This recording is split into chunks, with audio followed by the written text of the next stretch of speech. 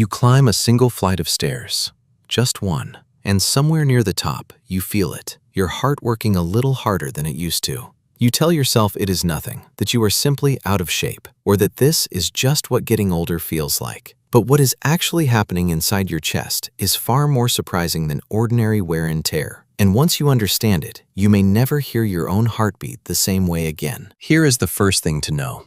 Your heart is not a machine that slowly runs down like an old clock. It is living muscle. It responds. It adapts. It quietly reshapes itself around the way you live, and the most important of those changes, the ones that arrive after 50, are unfolding inside you right now. Let's start with the pipes. Your blood does not move through rigid plumbing. Your arteries are elastic.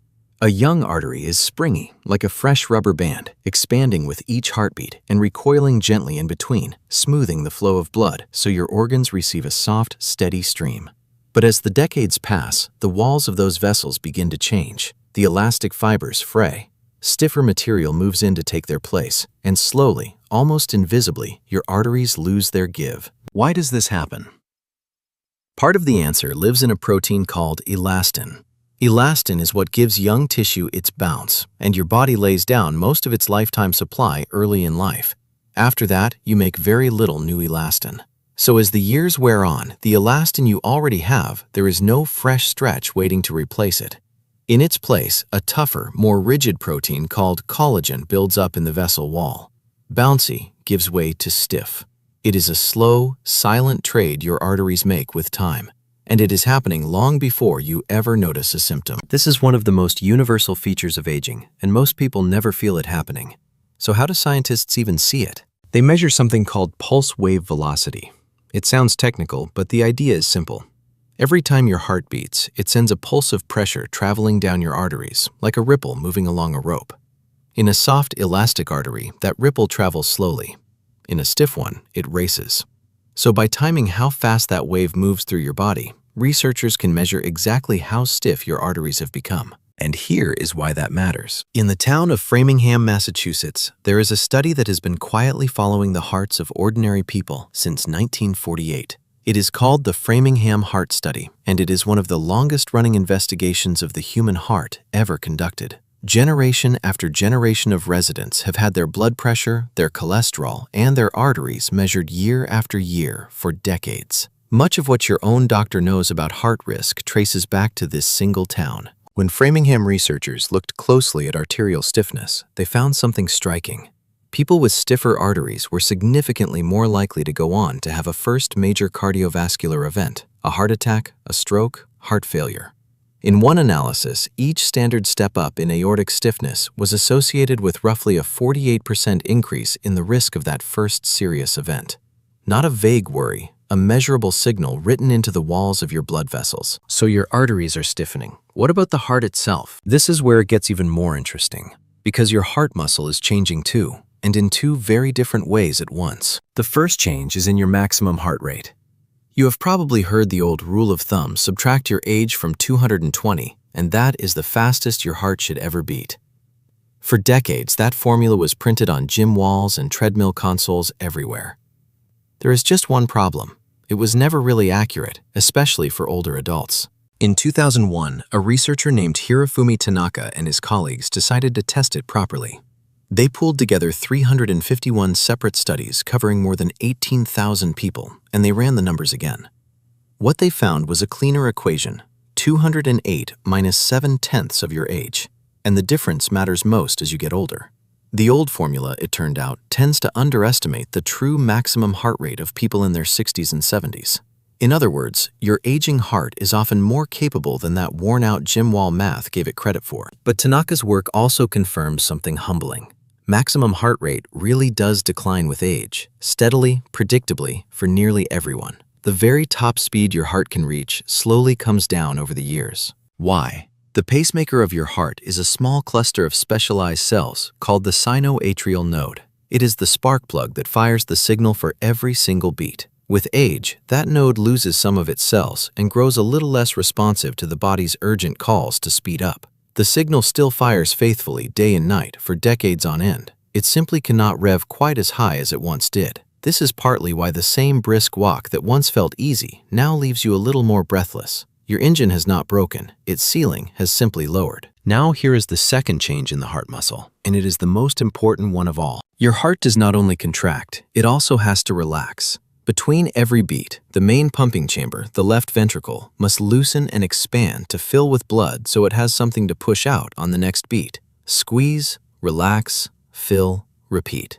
And that relaxing, that softening, is just as vital as the squeeze. As the heart ages, especially in people who spend their years sitting, that muscle can grow stiff. It stops loosening the way it should. The chamber does not fill as easily. Pressure rises behind it. And over time, this stiffening is one of the quiet roads toward a kind of heart failure that is notoriously hard to manage once it sets in. So picture the whole story now. Stiffening pipes, a lowering ceiling, a pump that struggles to relax. It would be easy to hear all this and assume the conclusion writes itself, that the heart simply wears out and there is nothing to be done. But that is exactly where the science turns and where the most surprising part begins. Because the people whose hearts age the worst are very often not the ones who used their hearts the hardest. They are the ones who use them the least. Consider the work of Dr. Benjamin Levine, a cardiologist at UT Southwestern Medical Center in Texas. Levine and his team wanted to know something bold. If a stiff, sedentary, middle-aged heart is heading toward trouble, can the right kind of exercise actually turn it back? Not slow it down, turn it back. So they ran a remarkable experiment published in the journal Circulation in 2018. They took previously sedentary adults in their early 50s, people whose hearts were already beginning to stiffen, and put half of them through 2 years of structured aerobic exercise, not punishing extreme training, just committed regular movement building up to about 4 or 5 sessions a week. What happened next is the reason this study is so often cited. The exercisers saw their fitness measured as the amount of oxygen their bodies could use rise by around 18%. And critically, the stiffness of their left ventricle improved. That aging, hardening pump grew measurably more elastic again. The hearts had, in a real sense, grown younger. Levine has a way of describing it that is hard to forget. A healthy heart, he says, is like a new rubber band. It stretches easily and snaps right back.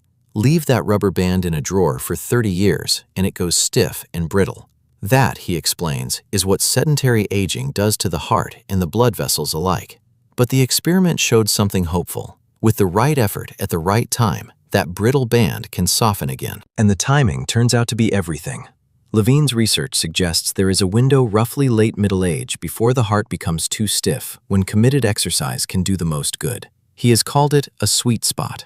Start in that window, and the heart still has the plasticity to remodel itself. Wait until much later, past 65, and his studies found the same exercise produced far less change in the heart's structure. So what does this actually mean for you? It means the single most powerful thing most people can do for an aging heart is also one of the most ordinary. Regular aerobic movement, the kind that gets you breathing harder and your heart beating faster, done consistently across the week, is strongly associated with a heart that stays more elastic, more capable, and more resilient with age. Not a heroic effort, a repeated one. The word that keeps surfacing in this research is not intensity, it is consistency. A heart responds not to the one ambitious workout you remember, but to the hundreds of ordinary ones it almost forgets. The steady, unglamorous habit repeated week after week, year after year. And if you take just one concrete step from everything you have heard today, let it be this. Find a stretch of brisk movement you can actually keep doing. A fast walk, a bike ride, a swim, a hill. And put it on your calendar for most days of the week, starting this week. Not someday. The science keeps pointing to the same quiet truth. The heart rewards what you ask of it, and it is rarely too early to ask. A word of care before you go. Everything here is meant to help you understand your own body, not to serve as a plan for it. Your heart is yours alone. Your history, your medications, your family story, all belong to you, and to the doctor who knows them. So treat this as the beginning of a conversation with that doctor, not a replacement for it. Before you change how you move or what you do, talk it through with them. The goal was never to alarm you. It was to hand you back a little understanding and a little agency over the muscle that has been beating for you your entire life. So the next time you climb a single flight of stairs and feel your heart working a little harder near the top, you will know the truth. That is not a machine running down.